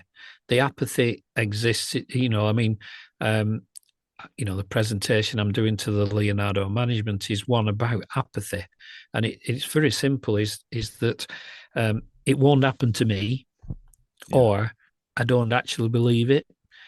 We had this is a fact. I had a reply from a representative of one of the UK charities who said she wasn't progressing anything in relation to it because she didn't believe it. Now, when we've got 32 scientists meeting in Geneva to create the reclassification, she knows more than those 32 scientists, like Anna Steck, who are professors I in know. toxicology, you know, and the challenges that we face, for me, the biggest challenges the fire and rescue service face is the on-call staff, Yeah, because you yourself know, your pager goes, you go into the station, you go out, you go to the bar and fire 4 hours, you come back, you don't get showered at the station normally. You do it when you get home. I'm late for And work. I've got to get yeah, home. I've got to get to work. I've got to do this. I've got to pick yeah. up so and so. And very rarely have you got a full set of clothes and underwear, back on the station. Your flexi duty officers, station manager B, group managers, area managers, ADOs, DOs, whichever title you want to tag to them, their pager goes off. They go out to a job. They shouldn't necessarily be going in like the BA teams are, but there No. are occasions when they are exposed. Fire investigation teams, Oh, SOCOs, you yeah. know. So for me, we're going into a scene that's cold. The fire was 2 days ago. So they don't see the risk from the ultrafine particulates that are in the air that you can't see. Which So they're about to disturb even further. they're going to disturb further. So there's lots of, for me, the flexi duty and on call's the big one. How do we manage that better Plus, than the we vehicles currently aren't do? designed for it. They're going You around know, in whatever their service's exactly. response car is. The fire kit's Yeah, always with them. They yeah, haven't got a spare. yeah, They are, because of their own desire to be a professional and be efficient and try and be available, and they've got a million other things to do. They just chuck it in the back. They can't pop to their stores or their headquarters to switch it out, or they don't feel they have time. And it just feels like it's not a priority. I think there is a practical element that, whilst I champion in this, and I am trying to, I do recognise that if I think back to my time on the busy nights at Burnley, when we were doing anywhere, our normal nights, we'd probably do 5 or 6 in the 80s. But in the busy seasons, we'd do anywhere between 20 and 30 calls in a night shift. Wow. And you might wear BA in a night. It was regular to wear BA 3 times a night, sometimes 4 times a night. You'd have 2 tunics. You'd have one wet through hanging under the blowers in the engine house, drying, and turn out with your clean one. And then you'd come back and put the dry one back on. It wasn't clean, it was just dry now, and put that one back under. So the point is that there are a lot of stations still busy, still turning out a good few times in a shift. And whilst we're talking about being able to swap out for clean kit, etc., there is going to be a saturation point for how much we can do that. Yeah, that's the the other side of that coin is companies rubbing their hands with massive pool stocks and all that sort of jazz. But also, this is where the work of Hunter Apparel, and I don't know how proliferated that work is. I mean, we've done a couple of episodes with them around their LCO2 decontamination and the quick turnaround times of that. Yep. Yeah, I mean the CO2 side of it with Hunter is kind of mirroring what's going on over on the continent. In that it's looking like it's probably one of the more effective methods. That seems to be, the idea that it is effective. And I have met the people from Hunter when I was at the wildfire conference. So anything that speeds it up. But as you've seen with electric vehicles, there's a lot of companies jump on the bandwagon of putting solutions out without actually really thinking it through. And it's just like they can see there's a concern, so let's do this. But it comes back to, I'll go back to Leonardo. Their policy now is you come to work clean and you go home clean. You don't go home in anything from work. They've got separate washing machines, etc. So the ethos is you go home clean and you come in clean. Well, the on-call and flexis can't do that. No. On my last flexi duty weekend, Christmas, I think I had 8 calls on Christmas Day. And sometimes, as you know, you redirect it from one to another. And if you're on a duty weekend, you've got a minimum officer roster. If 2 or 3 of you had booked off call to get clean kit, there'd be no cover. So the realities make it difficult. But if the minimum, I'll give you an example. My wife come up with this one. So within one of the presentations, that I think it was Abby's, was that a statistic was that the groin is the scrotum is the highest point of absorption into the body of toxins. The neck and jawline being number 2. And she said, well, and I had a discussion actually with Abby, and we were going to speak with Hunter about whether we could make protective underwear for firefighters, male, female, so like sports bras, like boxer shorts, but they'd have a particular layering in. She said, well, why don't you just use, like tenor pads, where you basically, if you're going in like you doing CFBT, BTI or BI, you wear it inside your underwear. So it collects your sweat, which is going to be exuding toxins, but it also stops it because it's got a waterproof layering. I'm not saying to stop it, but it would limit how much we're getting through your fire kit and underwear over trousers, etc. And she said, you could then just chuck it in a bin before you have a shower. And I thought, that's really simple. That's a great idea. Yeah. I'm going to tell Simon about that. Just really simple. But the point being is, when we were talking about it, a couple of people said, yeah, but if we make this underwear, we wouldn't get it through the flame testing. And I said, but if we've got to the point that the underwear is on fire, the body's gone drastically wrong. It's a bit too late. It's gone really sideways by that point. Yeah.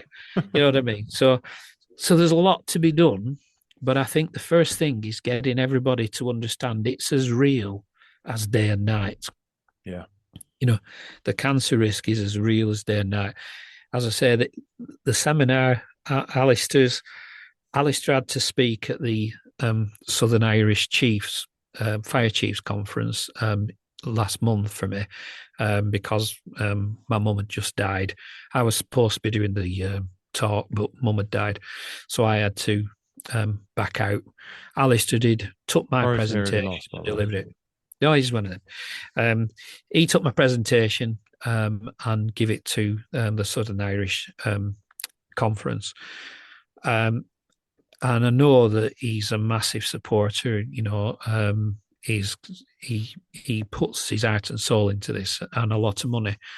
So last time I spoke to him, he said he was looking at probably February 24 that we'll do it, because we want to go and look at a few different things beforehand. Mm.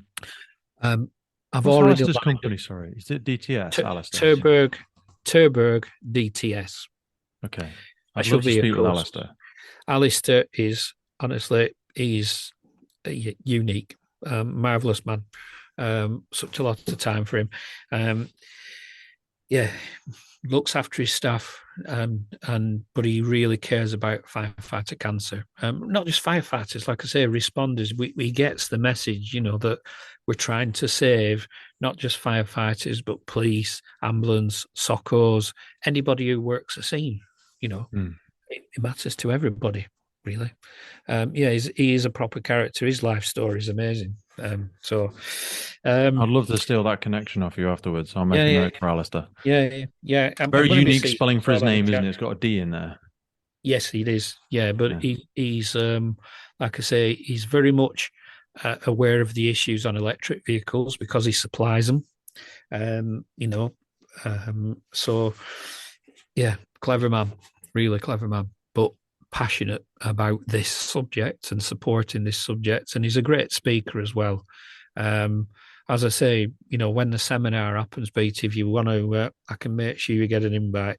I'd love to come, mate. I'd love to share in that because it just adds to that level of authenticity when I've been able to meet individuals such as yourself and Alistair and many of the other individuals. Peter Stanley, I've put on my list as well. That's a new one that's come across my radar. But like you said, and we said about it before we came on the podcast, so many of these absolutely colossal giants, not in terms of better or worse than anybody else, but have just truly committed some of their life's work to hoping these mistakes don't get made again.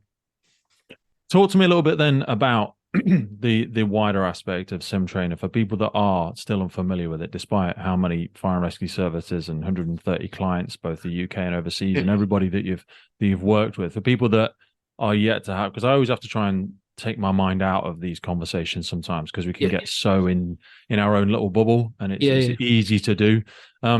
Give people a wider understanding of SimTrainer, because we'll put the link in the notes both to your LinkedIn and also to the company itself for people that, because I think it's never been as needed as it is now. Like we spoke before we came on about the hemorrhaging in experience and the rapid scale of people being promoted with no better or worse experience, but certainly with less.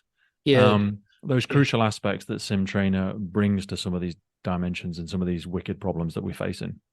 So we pride ourselves on the tutor team. They're all associates, are very experienced. They're all 30-year at least, ranging from, as I say, station managers through group managers, area managers, up to Jim, who is he was the deputy chief of Greater Manchester when he retired. So when did he retire? Jim has been retired probably, I'm guessing now, probably about 6 years, I think. Because I'd love to go into detail with somebody around the Manchester bombings. We did an episode on it a long time ago, but it's that was a very great, and I'm sure you cover it sometimes, around shared situational awareness and the failures of JESIP. Failures is a horrible word, but that was a very interesting one. Phil, who's my so I have a strategic team. So there's Phil Cox, who's an ex-area manager. He's also an ex-Home Office inspector.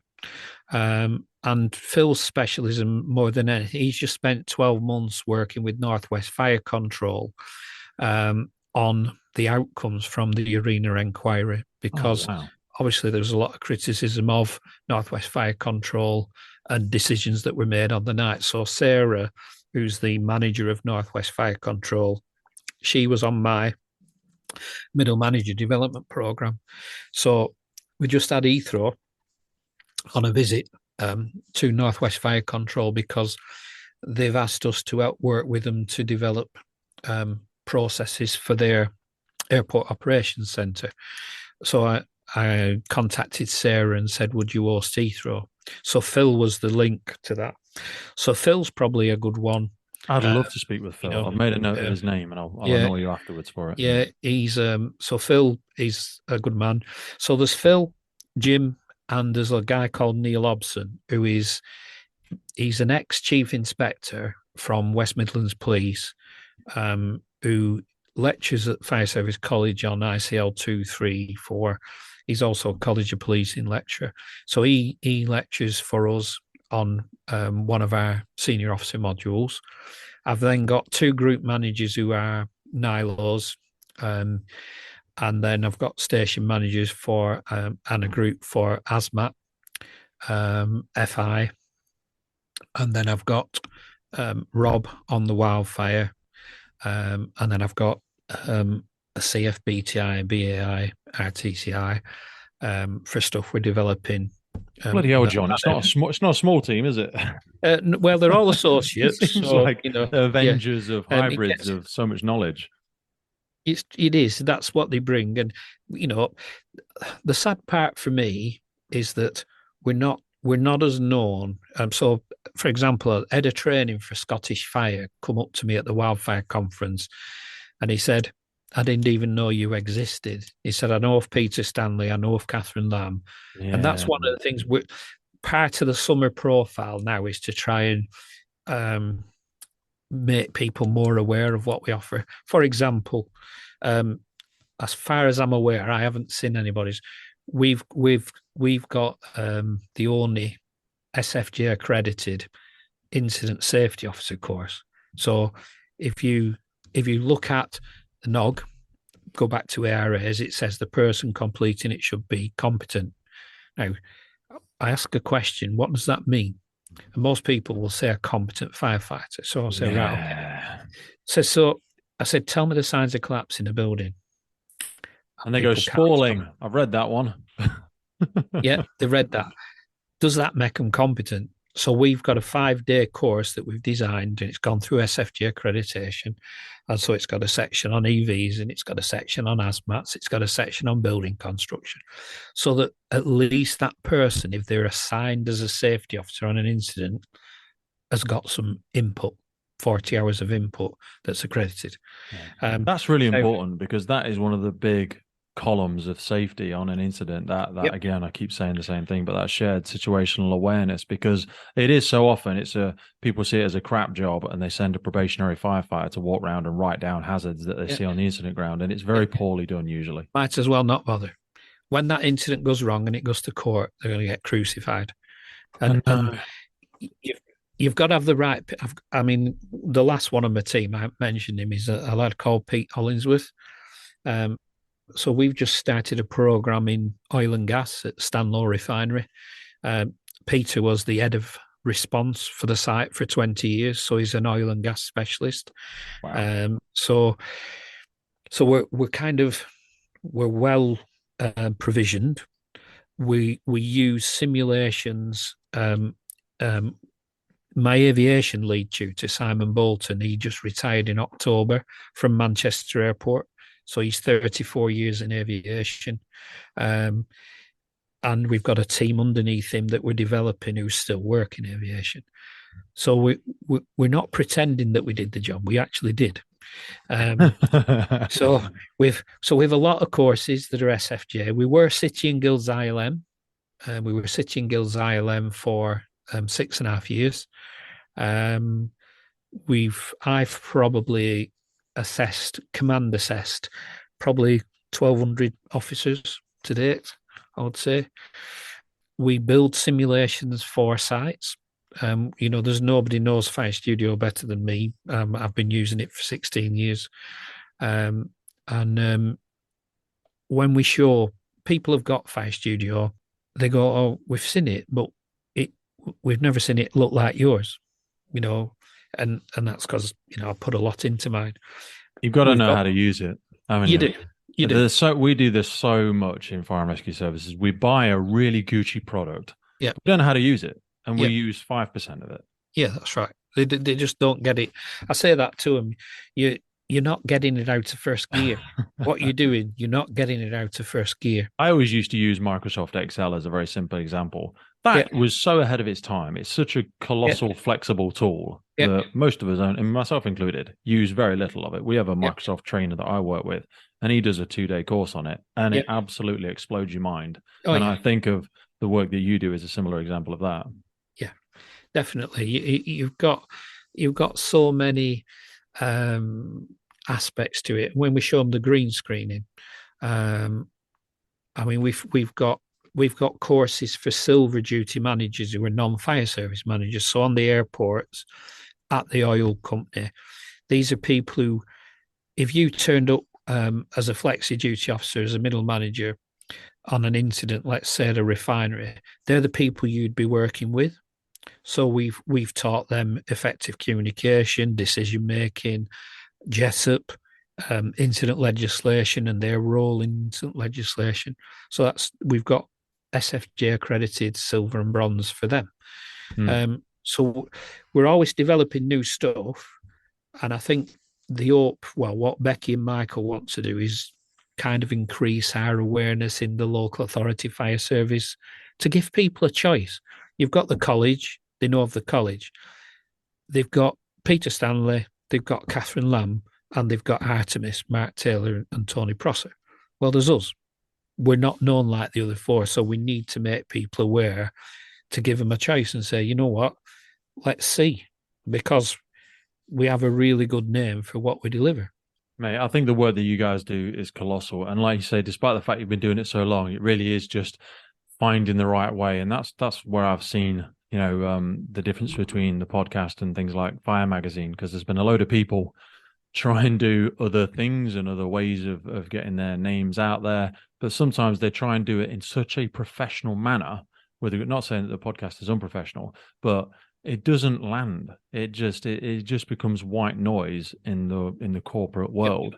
And that's where it's been really sad that the podcast is as popular as it is, because we just get over ourselves a little bit. And your conversation now is what I would argue one of the best sales tools for the true articulation of the value of SimTrainer, but also the colossal wealth of knowledge that sits behind that brand name, because you've not just gone out and tried to bastardize something from another sector with people that don't have that authenticity of having been there and done it. And in your personal examples, No.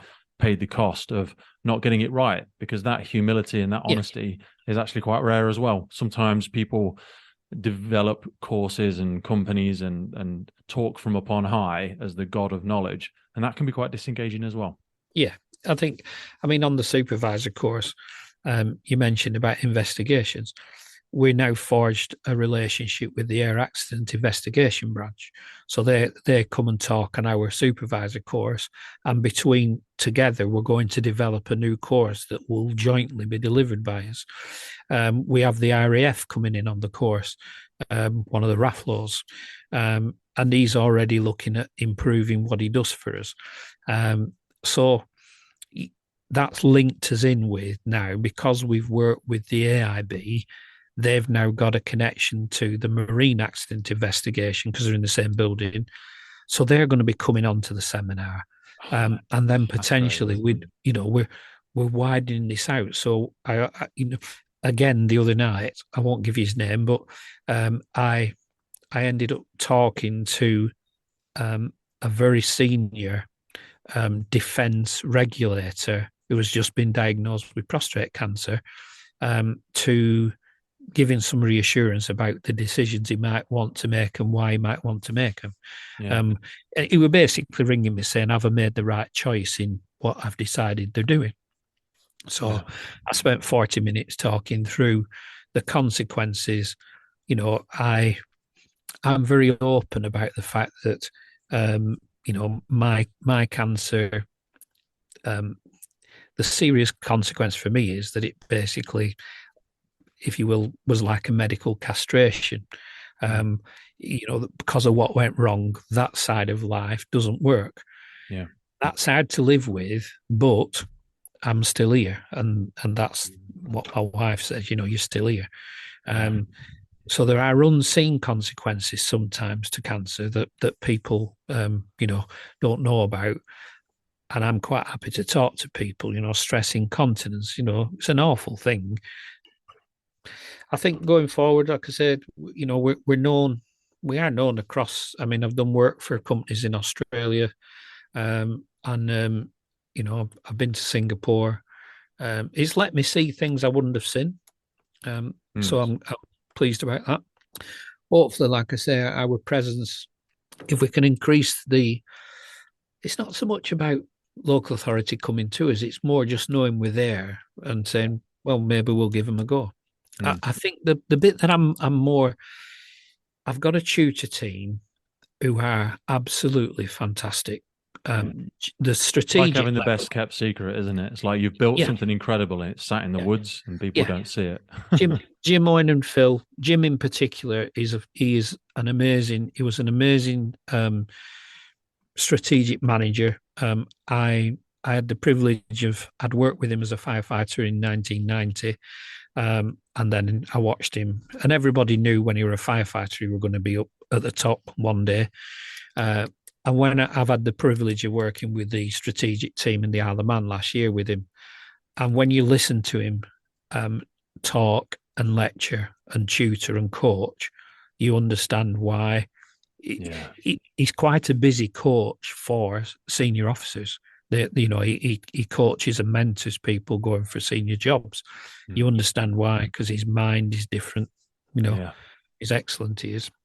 That's the fact you have to remember, and I share those learnings as well from different people, individuals. The beauty of what we do now with the podcast is because it's virtual, we speak to people all over the world. But you accidentally realize we had to speak to a partner recently, not had to, but we spoke to a partner about stats and all that sort of stuff. And we realized that only 78% of our listenership is actually in the UK. Right. We have the US, Australia, Canada, Ireland, New Zealand, Germany, France, Spain, and Sweden, which are our next biggest ones.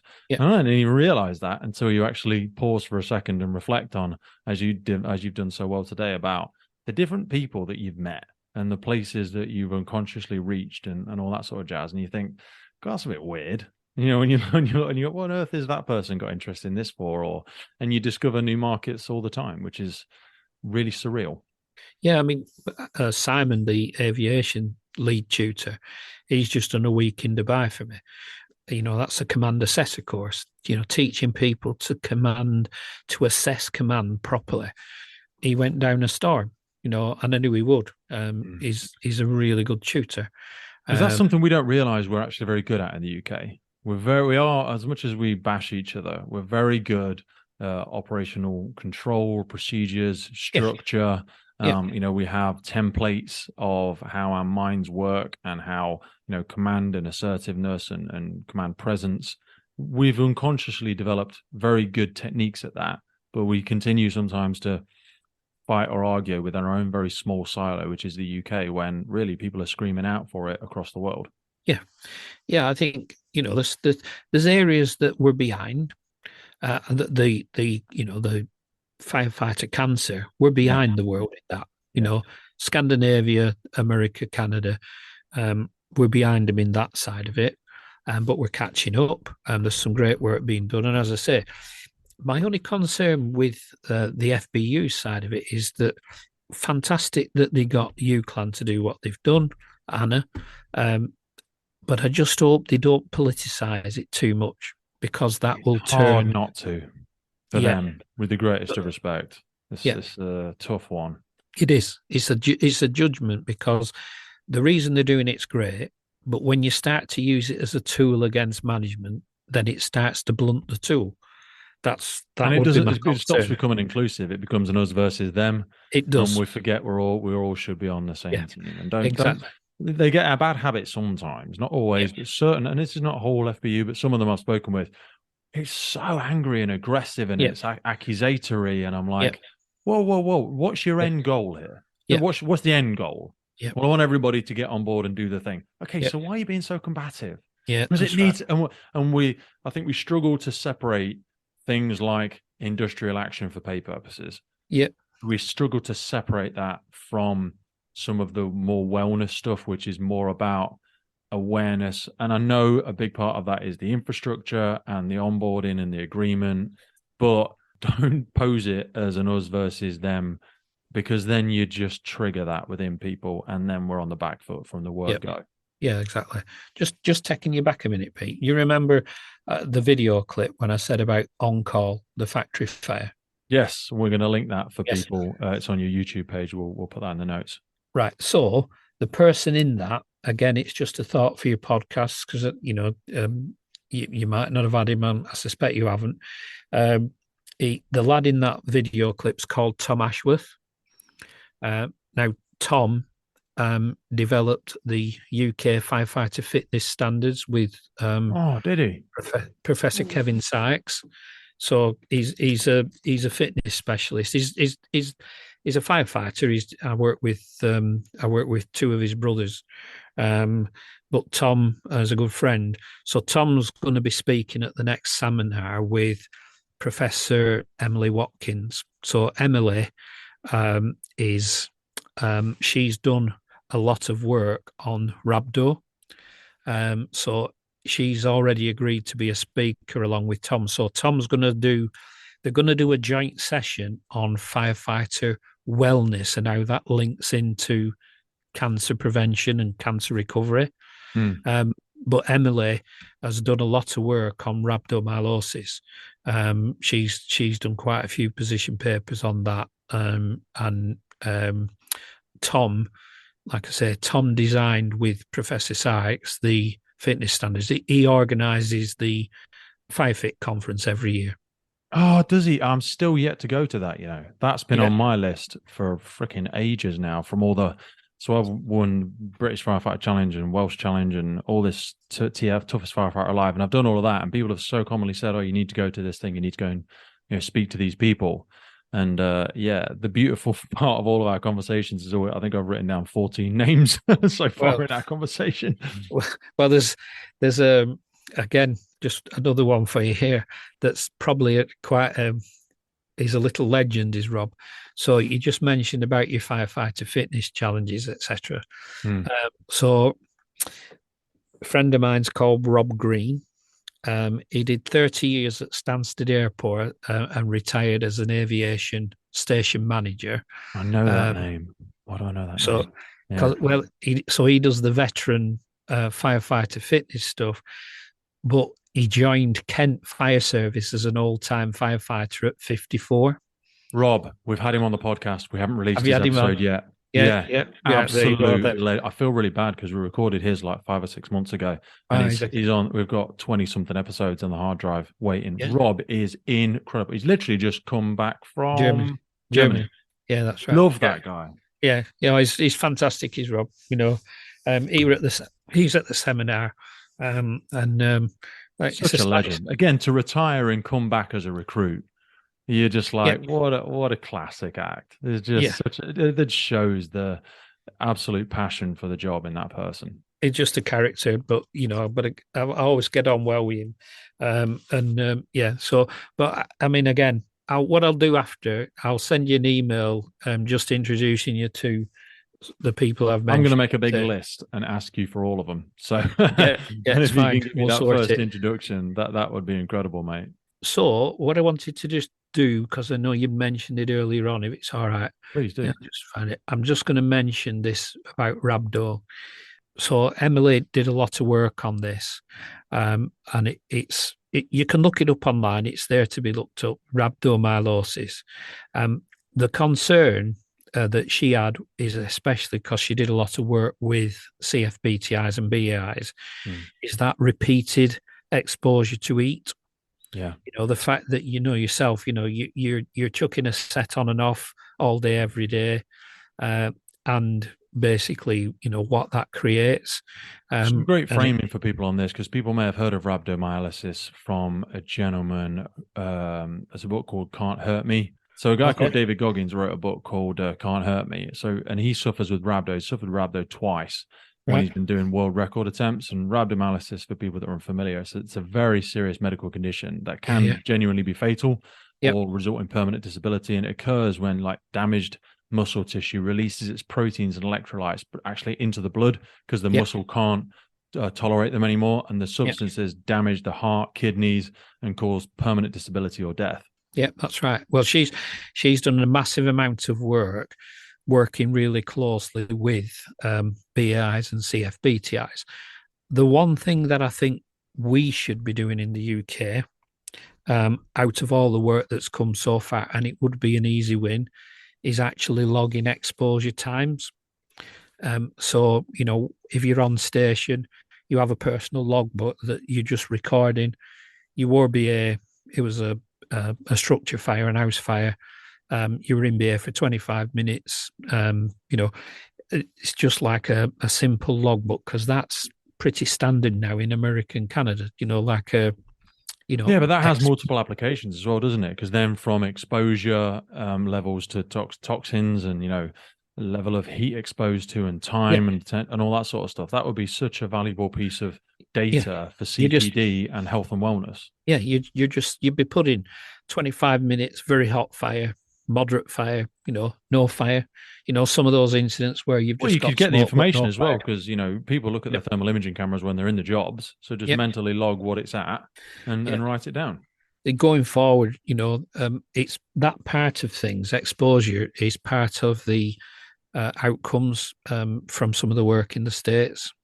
So, you know, well, rhabdo would fit in that. You know, if you get diagnosed and have to be medically retired, you know, then you've got evidence of I was a CFBTI. Where's this? Well, mate, especially for people like myself, BAIs, CFBTs, you know, where you're wearing multiple times a day with different students, and you're in there for a little bit longer because you've got to be in there to record them when they come in and after they leave. And so much data could be pulled from that, which we're just not utilizing. And I also think there's a place in there for companies like MyZone with heart rate monitors, and you know, there's this is where we need to get better at working with people like Emily, you know, subject matter experts, and helping them capture the data.